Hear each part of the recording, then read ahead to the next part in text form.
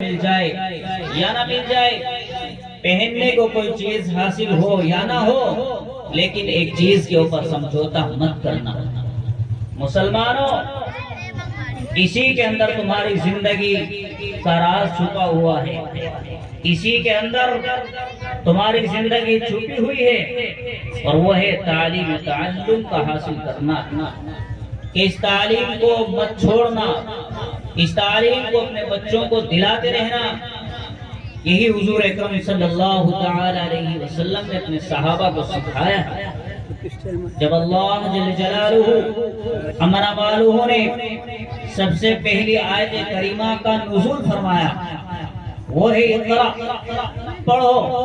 اور اس کے اندر مسلمانوں کو اور ساری امت کو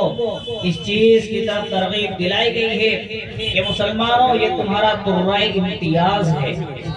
یہ تمہاری اللہ نے فوقیت بنائی ہے، یہ اللہ نے تمہاری خصوصیت بنائی ہے کہ تم تعلیم و تعلم کو مت ترک کرنا۔ اور اسی طریقے سے میرے عزیز بزرگ اور دوستو، جتنی باتیں ہم اکابرین سے سن رہے ہیں، بزرگوں سے سن رہے ہیں، ان ساری چیزوں پر عمل تب ہم کر سکتے ہیں جبکہ ہمارے اندر سب سے اہم اور سب سے بڑی چیز ہمارے اندر پائی جاتی ہو، اور وہ چیز ہے کہ جب حضور اکرم صلی اللہ تعالی علیہ وسلم کے انتقال کا وقت تھا، اور حضور اکرم صلی اللہ تعالی علیہ وسلم کے اوپر ایک رقت طاری تھی، اور حضور اکرم صلی اللہ تعالی علیہ وسلم پر امت کا ایک غم سوار تھا، تو اس وقت جاتے جاتے مجھے اور آپ کو ایک نصیحت فرما گئی۔ یہ نصیحتیں جو صحابہ کو فرمائی، یہ نصیحتیں جو پیاری الصلاۃ والتسلیمات نے اپنے حواریین کو فرمائی، یہ ان کے لیے نہیں، یہ بلکہ ساری امت کے لیے نصیحتیں ہیں، یہ میرے لیے نصیحت ہے، یہ آپ کے لیے نصیحت ہے، یہ امت کے ایک ایک فرد کے لیے نصیحت ہے کہ جب حضور اکرم صلی اللہ علیہ وسلم دنیا سے تشریف لے جا رہے تھے تو اللہ کے نبی کی زبان مقدس پر یہ الفاظ تھے، الصلاۃ وما ملکت ایمانکم، الصلاۃ وما ملکت ایمانکم، اے مسلمانوں نمازوں کی پابندی کر لینا، اے مسلمانوں مسجدوں کو پر کر لینا، اے مسلمانوں مسجدوں کی صفوں میں جا کر کے کھڑے ہو جانا، اے مسلمانوں اپنے اماموں کے پیچھے کھڑے ہو کر کے نمازوں کی پابندی اور استقامت کو اختیار کر لینا۔ فرمایا کہ جس نے نمازوں کا اہتمام کیا، جس نے نمازوں کی حفاظت کی، وہ پورے دین کی حفاظت کر سکتا ہے، اور جس نے نمازوں کا اہتمام نہ کیا ہو، جس نے نمازوں کی حفاظت نہ کی ہو، وہ پورے دین کی حفاظت نہیں کر سکتا۔ میرے عزیز بزرگوں دوستو، اللہ تبارک و تعالیٰ نے پہلی امتوں کو دو نمازیں عطا فرمائی تھی، صبح کی نماز، شام کی نماز۔ اس امت سے اللہ نے محبت فرمائی کہ جب حضور اکرم صلی اللہ تعالی علیہ وسلم کو اللہ سبحانہ و تعالیٰ نے یہ نماز عطا فرمانی چاہیے تو فرش سے اللہ نے عرش پر بلایا اور 50,000 باتیں فرمائی۔ ان هو الا واحد يوحى علمه شدید القوى، اللہ تبارک و تعالیٰ نے اپنے محبوب سے باتیں فرمائی، اور جب محبوب اپنے حبیب سے ملنے کے لیے جاتا ہے تو ہدیہ لے کر بھی جاتا ہے اور ہدیہ لے کر بھی آتا ہے۔ اللہ کے نبی نے اپنی امت کے اعمال کو اللہ تبارک و تعالیٰ کے سامنے پیش کیا تو خداوند قدوس نے محبت میں آ کر کے اور پیار میں آ کر کے اس امت محمدیہ کو 50 وقت کی نمازیں عطا فرمائی، اور اللہ نے رزق کا وعدہ اپنے اوپر لیا۔ پھر جب حضرت نبی کریم صلی اللہ تعالی علیہ وسلم سے ملاقات حضرت موسیٰ علیہ السلام سے ہوتی ہے اور وہ نماز کے اندر استخفاف کا سوال کرتے ہیں تو اللہ کے نبی تشریف لے گئے اور نمازوں کے اندر تخفیف کرائی۔ قصہ مختصر کہ جب آخر میں حضور اکرم صلی اللہ تعالی علیہ وسلم کی ملاقات حضرت موسیٰ علیہ نبینا وعلیہ السلام سے ہوتی ہے تو حضرت موسیٰ علیہ السلام کو اللہ کے نبی فرماتے ہیں، سألت ربی، میں نے اپنے رب سے سوال کیا نمازوں کے اندر استغفار کا، اور خدا مطلب قدوس نے نمازوں کے اندر استغفار کیا ہے اور میں نے سوال کیا، اللہ نے اس کو پورا کیا، حتی استحییت، لیکن اب مجھے سوال کرتے ہوئے استغفار کراتے ہوئے اللہ تبارک و تعالیٰ سے شرم محسوس ہوتی ہے۔ اور میری امت سے مجھے امید ہے کہ میری امت ضرور 5 وقت کی نمازوں کا اہتمام کرے. اللہ کے نبی حضور اکرم صلی اللہ تعالی علیہ وسلم نے یہ نماز کی خوشخبری، یہ تحفہ، یہ ہدیہ، یہ اللہ کی طرف سے دیا ہوا گفٹ، یہ محبت کا تحفہ، یہ محبت کی چیز، یہ اللہ کی محبت کی علامت اللہ کے نبی نے امت کو سنائی تو امت جھوم اٹھی، امت خوشی میں جھوم اٹھی اور امت اس کو خوشی محسوس کرنے لگی. اور اسی طریقے سے امت نے یہ عرض کیا کہ اللہ سے ملاقات کا ذریعہ مل گیا ہے اور اللہ سے مانگنے کا ایک ذریعہ مل گیا ہے اور خداوند قدوس سے باتیں کرنے کا ایک ذریعہ مل گیا ہے. اللہ کے نبی نے فرمایا کہ جب تم نماز کو ادا کرو تو ایسے نماز کو ادا کرو جیسے تم اللہ کو دیکھ رہے ہو، اور اگر یہ خیال نہ کر سکو تو پھر یہ خیال کرو کہ خدا بندہ قدوس تم کو دیکھ رہا ہے. تو یہ اللہ سے ملاقات کا ذریعہ ہے، اللہ سے باتوں کا ذریعہ ہے، اللہ سے ملنے کا ذریعہ ہے، اللہ سے محبت کی نشانی کا ذریعہ ہے. مسلمانوں، اللہ تبارک و تعالیٰ نے 5 وقت کی نمازوں کو فرض فرمایا ہے اور یوں فرمایا کہ جو مسلمان ان 5 وقت کی نمازوں کا اہتمام کرے گا اللہ تبارک و تعالیٰ اس کو 50 نمازوں کو پڑھنے کا ثواب مرحمت فرمائے گا. اس لیے میرے عزیز محترم بزرگوں دوستو، اس چیز کا ہم میں سے ہر ایک ارادہ کریں، ہم دین کی باتیں سنیں، اس کے اوپر عمل کریں. لیکن میں آپ کے سامنے عرض کر دوں کہ سب سے بنیادی چیز یہی ہے. اللہ کے نبی نے فرما دیا سب سے پہلی چیز وہ دین اسلام کا کلمہ ہے، لا الہ الا اللہ محمد رسول اللہ کا پڑھنا ہے. اور اس کے بعد جو سب سے بڑا فرض مسلمان کے اوپر آ کر کے لاگو ہوتا ہے وہ نماز کا فرض ہے کہ ہر حال میں انسان کو نماز کا اہتمام کرنا چاہیے. اللہ کے نبی نے فرمایا کہ جب بچہ بچی 10 سال کے ہو جائیں، 7 سال کے ہو جائیں تو ان کو نماز کا حکم کرو. اگر وہ نماز نہ پڑھیں تو زبردستی ان کو مسجد میں لے کر کے جاؤ. فرمایا کہ اپنی زندگی میں اپنی اولاد کی دین کی فکر نہ کی، نماز کی فکر نہ کی، ان کو نماز کے اوپر کھڑا نہ کیا تو کل قیامت کے دن آپ کا گریبان ہوگا اور تمہاری اولاد کا ہاتھ ہوگا اور تمہارے قریب والوں کا ہاتھ ہوگا. کیونکہ اللہ کے نبی نے فرمایا کلکم راع وکلکم مسئول عن رعیتہ، کہ جتنا تمہارے اندر دین پایا جاتا ہے اتنا ہی تمہارے قریب والوں کے اندر دین کا پایا جانا لازم اور ضروری ہے. کہ خدا بندہ قدوس کے سامنے پھر کہیں ایسا نہ ہو کہ وہ کہنے لگے کہ اللہ یہ نماز والے تھے، یہ قرآن والے تھے، یہ پڑھنے والے تھے، یہ پڑھانے والے تھے، لیکن کبھی انہوں نے نماز کا اہتمام کا حکم ہمیں نہیں کیا. لوگوں یاد کرو اللہ تبارک و تعالیٰ نے اپنی بارگاہ کے اندر سے اس کو راندہ درگاہ کر لیا، اس کو اپنی بارگاہ سے نکال دیا، اس کو اپنی بارگاہ کا اللہ نے قریب نہیں بنایا.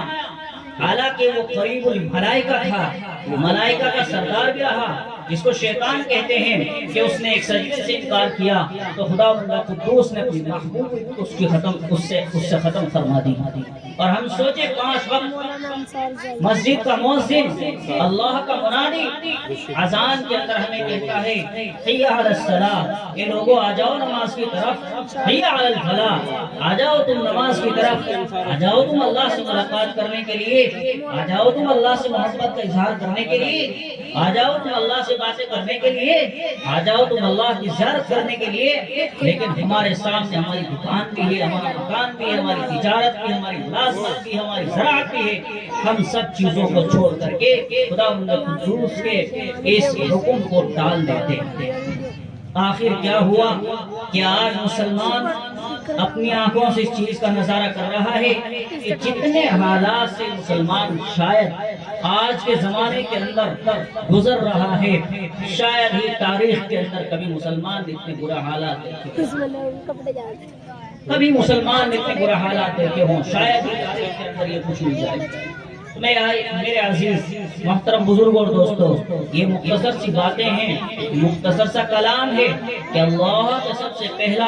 سب سے بڑا جو کلمہ ہے لا الہ الا اللہ محمد رسول اللہ کا پڑھنا ہے، جس کے اندر ہم اقرار کرتے ہیں اللہ ہی واحد معبود ہے، اللہ ہی رازق ہے، اللہ ہی خالق ہے، اللہ ہی مالک ہے، وہی موت کا مالک، وہی زندگی کا مالک، وہی حیات کا مالک، وہی کھیتی کے اندر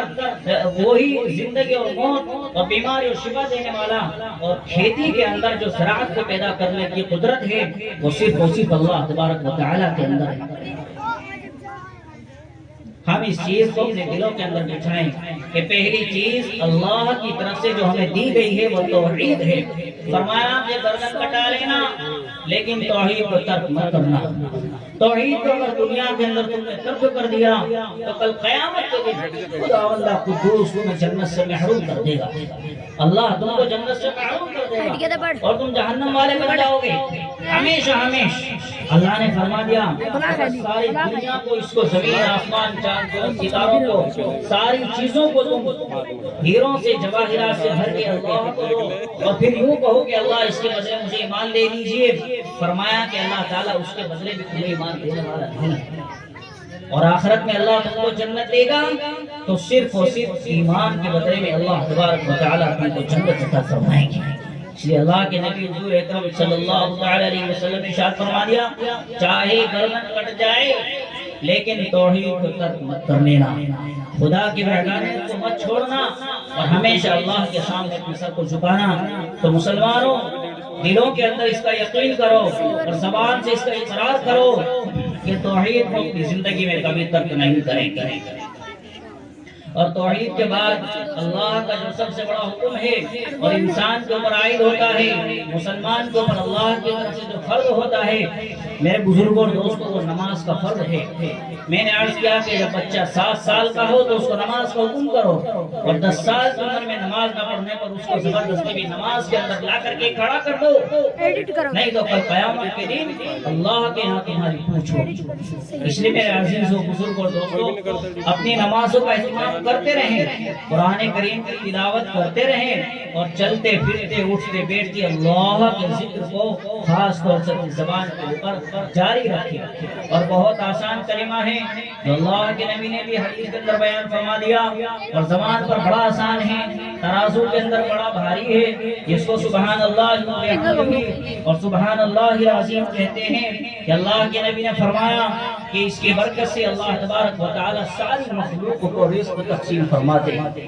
آج ہم چاہتے ہیں کہ ہمارے رزق کے اندر برکت ہو، ہمارے رزق کے اندر وسعت ہو، اور ہمارے رزق کے اندر اللہ تبارک و تعالی فراوانی فرما دے۔ اللہ کے نبی نے فرما دیا کہ یہ وہ کلمہ ہے جس کے ذریعے سے اللہ تبارک و تعالی ساری مخلوق کو رزق عطا فرماتے ہیں۔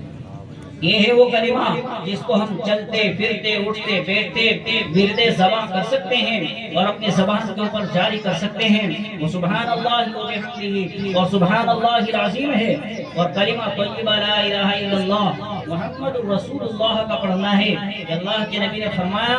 اشرف الحدیث ذکر اللہ، کہ انسان کے زبان سے نکلنے والی سب سے بہترین چیز اور سب سے بہترین بات وہ اللہ کا ذکر ہے۔ وہ کلمہ تمام اذکاروں میں سب سے بڑا ذکر وہ لا الہ الا اللہ کا پڑھنا ہے، اور وہ نمازوں کا اہتمام کرنا ہے۔ اس لیے میرے محترم بزرگوں اور دوستوں، اس بات کو اپنی زبان سے اقرار کریں اور دل کے اندر یقین کریں کہ انشاءاللہ العزیز آج تک کی ہماری جو زندگی اللہ کی نافرمانیوں کے اندر گزری ہے، ہم اس سے اللہ سے توبہ کرتے ہیں،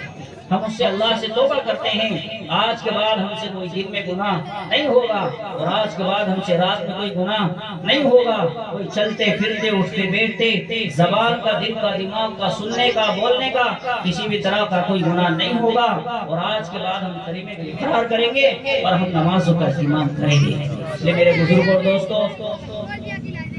میں نے ایک آیت کریمہ آپ حضرات کے سامنے پڑھی، اس کا مختصر ترجمہ آپ کے سامنے عرض کرتا ہوں۔ اللہ تبارک و تعالی نے فرمایا کل نفس ذائقۃ الموت، کہ ہر ایک انسان جو دنیا کے اندر اور ہر ایک نفس کو جو جی ہے، جس کے اندر سانس ہے، ہر جی کے ہر ایک چیز، کل کائنات کو لے لیجیے۔ اللہ تبارک و تعالی نے فرمایا کہ اس کو موت کا ذائقہ ضرور چکھنا ہوگا. تو دنیا کے اندر جو آیا ہے اس کو ختم ہونا ہے, اس کو جانا ہے, اس کو دنیا چھوڑنی ہے. جب دنیا اس کو چھوڑنی ہے, اللہ کے پاس اس کو جانا ہے, تو ضرور اس کو اللہ تبارک و تعالیٰ کے احکامات کو پورا کرنا چاہیے. میرے بزرگ اور دوستو, ان چند کلمات پر اپنی بات کو ختم کرتا ہوں. حضرت والا بھی تشریف لے آئے اور اختتام کا وقت قریب ہے. اللہ تبارک و تعالیٰ ہم سب کو